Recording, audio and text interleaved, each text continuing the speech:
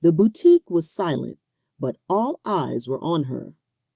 Janelle stood near the center display, one hand resting lightly on the sleeve of a 1,000-pound coat, the other holding a leather-bound sketch pad she hadn't even opened. Across the room, Claudia whispered something sharp to her assistant, then took a step forward, heels clicking like gunshots on marble tile. She thought Janelle was casing the place, stealing ideas, or worse, planning to steal clothes. What Claudia didn't know, what no one in that room knew yet, was that every design hanging on those pristine racks had come from Janelle's mind. Claudia stood behind the front counter, arms crossed in a way that looked casual, but wasn't. Her blouse was crisp, neck high, a pearl-studded brooch pinned neatly beneath her collarbone. Her eyes tracked Janelle the way one might a wasp at a picnic, outwardly calm, but clearly uncomfortable. She didn't say a word at first, just leaned slightly to the young assistant who had been steaming scarves and whispered, "Keep an eye on her." The assistant looked up, confused. "She's just looking." Claudia gave a half laugh. "Yes, well, that's what they always say." Janelle moved to the back wall, where the limited pieces were hung like museum art. She reached for a hanger with 2 fingers and tilted it toward the light. A hand-stitched silk jacket, cream with slate blue lapels. The detailing was beautiful, almost too familiar. She furrowed her brow slightly, then took out the small notepad from her tote and scribbled a note.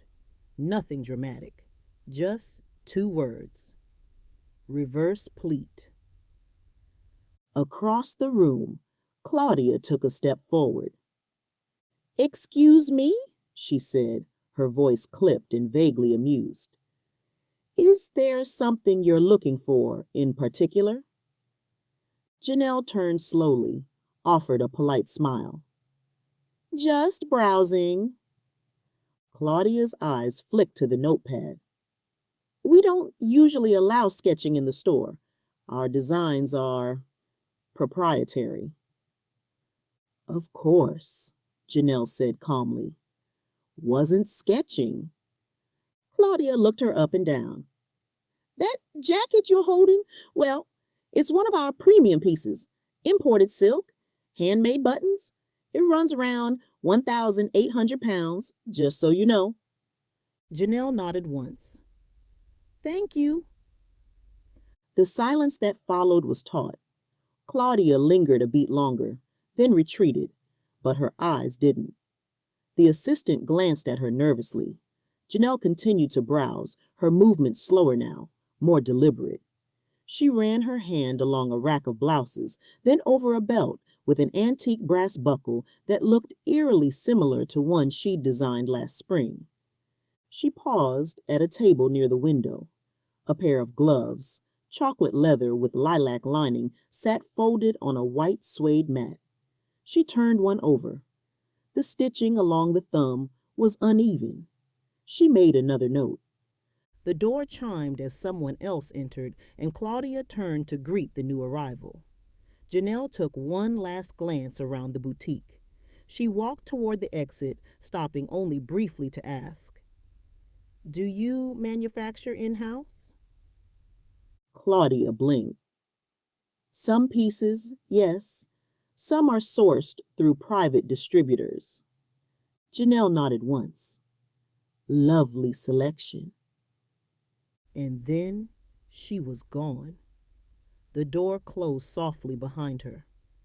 Claudia frowned. "She didn't buy a thing," she muttered.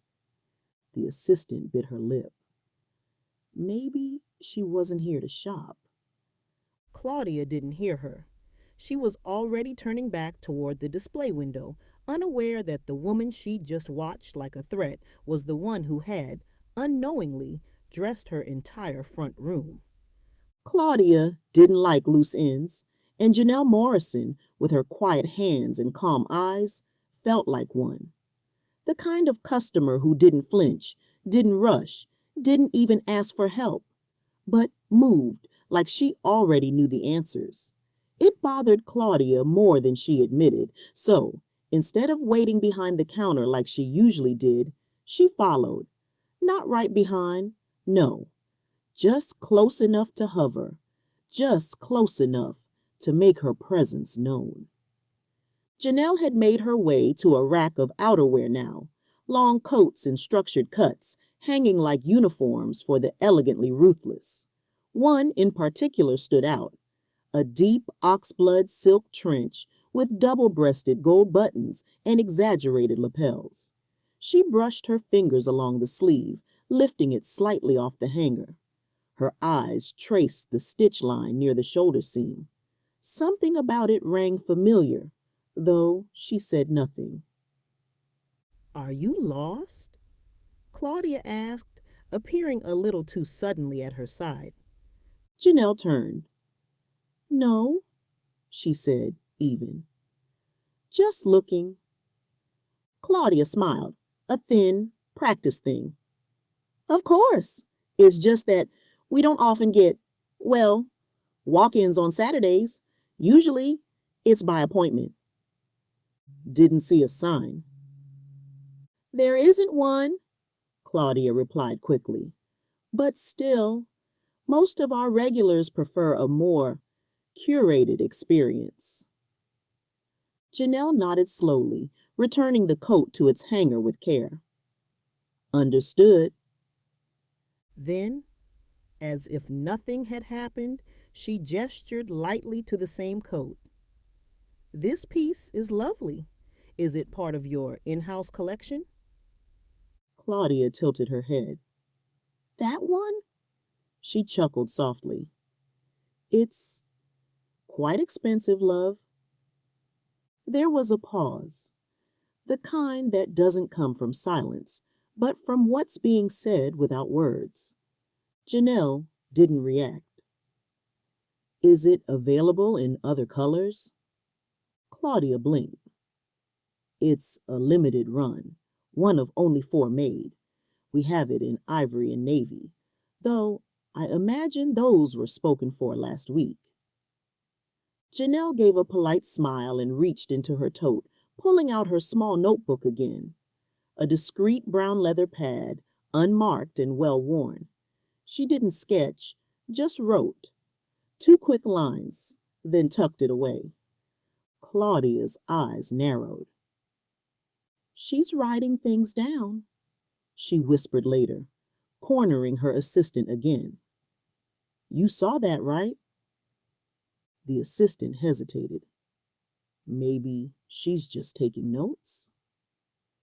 "We've had people try to replicate our work before," Claudia muttered. "Freelancers, student designers. You can't be too careful." "She doesn't look like a student." "Well, she doesn't look like a buyer either," Claudia snapped under her breath, then composed herself as Janelle made her way toward the front. At the door, Janelle paused. Her tone was casual, but pointed. "Do you manufacture in-house?" Claudia straightened. "Some of our pieces are ours. Others are from carefully selected independent designers." "Ah," Janelle said, nodding slowly. "That explains the mix." "Explains what?" Claudia asked, suddenly unsure. But Janelle had already turned to go, the soft ding of the bell announcing her exit. She didn't slam the door. She didn't look back.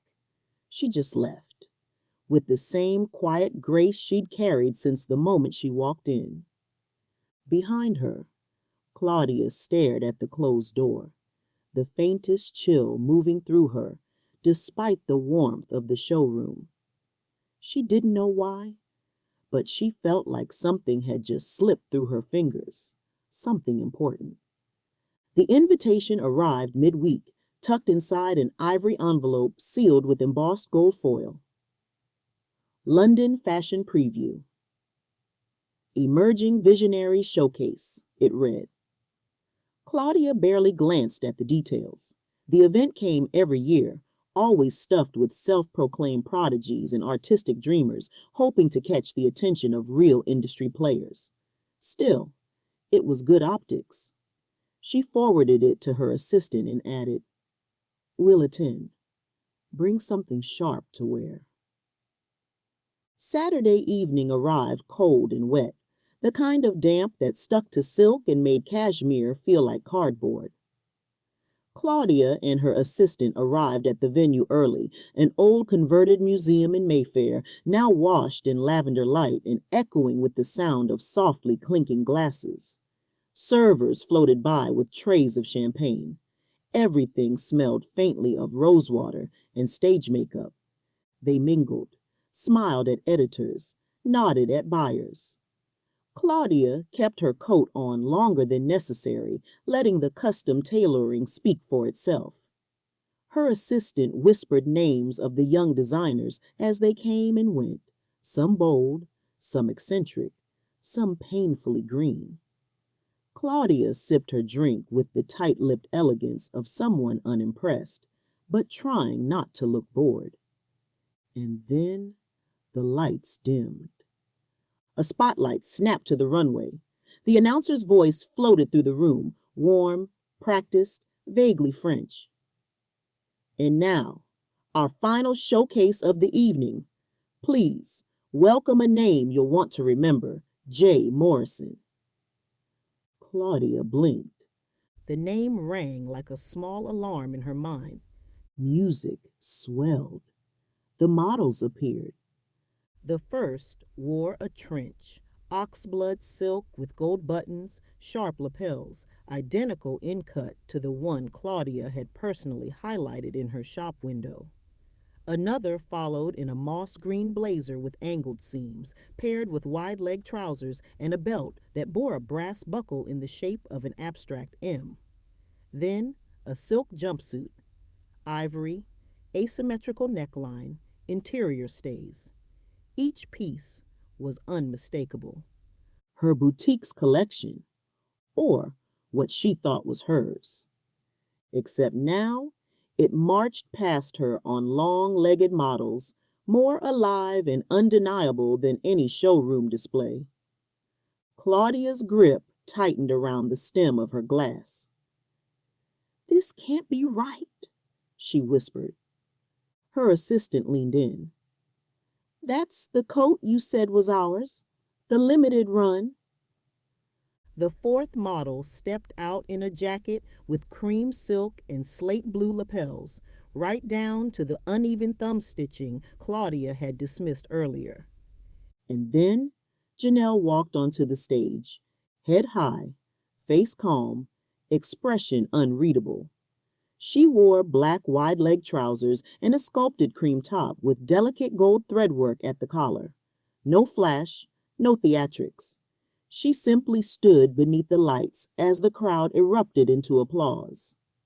The announcer continued. Trained in both Paris and New York, Jay Morrison has quietly designed for some of the most recognizable luxury names in Europe before launching her own private label last year. Her line is sourced directly by select distributors, including a few you may know intimately. Claudia's mouth opened, but no words came. In her mind, a sickening realization began to unravel, thread by thread, seam by seam. She hadn't curated brilliance. She had purchased it. And she hadn't even known the name on the tag. Backstage smelled like hairspray and warm fabric. Assistants darted between racks of clothing and mirrored makeup tables, calling out last-minute changes in hushed, frantic tones. Garment bags swayed like ghosts on rolling racks. The air pulsed with post-show adrenaline. Photographers laughed, stylists debriefed, models peeled off heels while sipping coconut water. But Claudia only saw one person. Janelle stood near a portable clothing rack, calmly folding a silk blouse into a garment case. No theatrics, no entourage, just precise movements and a serenity that made her presence even louder. Claudia hesitated in the doorway, suddenly unsure of everything, her stance, her breath, the way her heels echoed on the concrete floor. Then, as if drawn by a thread, she stepped forward. "You're—" she began, voice catching like a snag. "You're her?" Janelle turned slightly, one brow raised. "Her who?" Claudia's mouth was dry. "The woman from the boutique." Janelle looked her in the eye now. "The one you followed around like a shoplifter?" Claudia winced. Her hand went to her necklace unconsciously. I I didn't mean to. Look, I was just being cautious. We've had issues in the past, and sometimes people come in just to. To what? Janelle's voice was calm, soft even, but sharp. Take notes? Look out of place? Claudia opened her mouth again, but nothing came. She felt stripped down, like someone had turned her inside out and made her watch. "I just wanted to apologize," she said finally. "I didn't realize who you were." Janelle gave the faintest smile, not cruel, not smug, just deeply, devastatingly honest. "And that's the problem." Claudia blinked. "I don't need your apology," Janelle said, zipping her case closed with a whisper. "You weren't wrong because I turned out to be someone. You were wrong because you assumed I wasn't." The words settled like dust on silk, silent, clinging, impossible to brush away. "I wasn't trying to be unkind," Claudia offered, a final grasp at dignity. Janelle stepped closer, not threatening, just steady. "I design for people like you all the time," she said. "People who wear my work but never imagine the hands behind it could look like mine. People who smile at my label but would side-eye me in their store. So no, kindness isn't the measure. Awareness is." Claudia's eyes glistened. "I didn't know." "You didn't ask." There was a long silence. Somewhere nearby, a camera flashed. Voices echoed in French. The moment felt far away from the world, like a seam in time. Then Janelle reached for her coat, an oversized camel number that somehow made her look more regal than the runway had. She looked back once, just before leaving. "Next time you assume someone doesn't belong," she said quietly, "remember, she might be the one who put the stitching in your seams." And with that, she was gone. Claudia stood frozen, still clutching her handbag like a shield, the backstage noise fading behind the sound of her own thoughts unraveling. The mannequins stood taller that morning, dressed to kill, as they always were, but this time there was something different, something even Claudia couldn't name. The boutique window, once a canvas of her own curated taste, now bore the signature of someone else, someone whose presence had rearranged everything without force, without fanfare. The cream silk trench was front and center, draped flawlessly on the lead mannequin. Its gold buttons caught the morning sun like small, deliberate flashes of memory. But it wasn't the buttons or the cut that made people pause on the street. It was the label, stitched just beneath the collar, delicate but unmistakable, J. Morrison. A small acrylic sign rested beneath the display. "In collaboration with J. Morrison." That was all it said. No apology, no backstory, no footnote explaining how the woman once followed like a criminal now designed the very fabric of the store.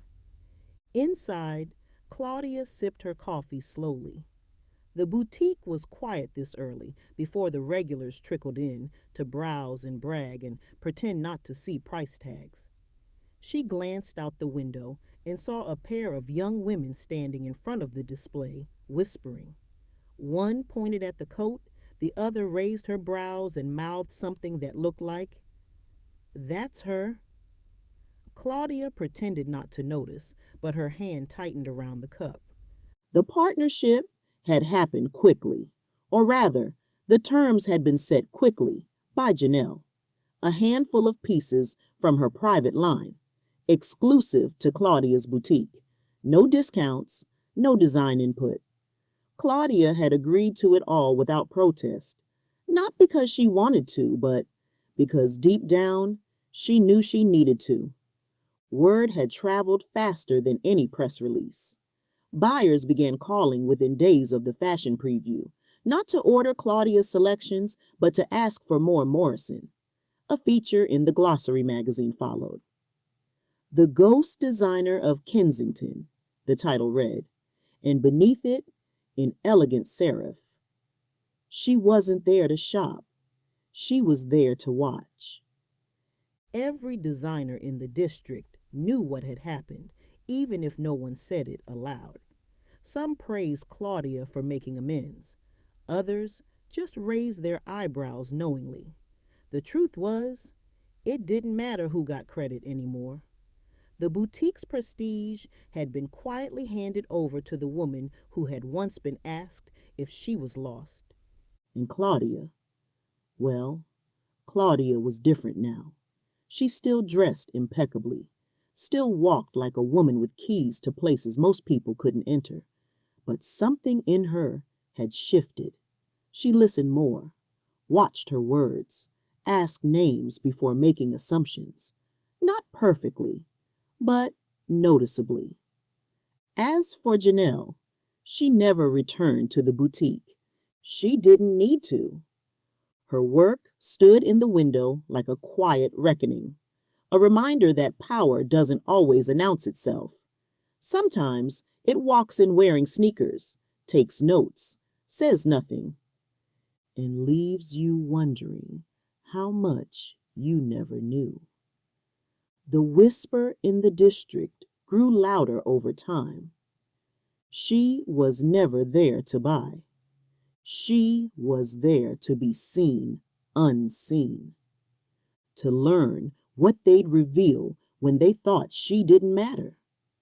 And in the end, they didn't just sell her designs, they showcased her proof.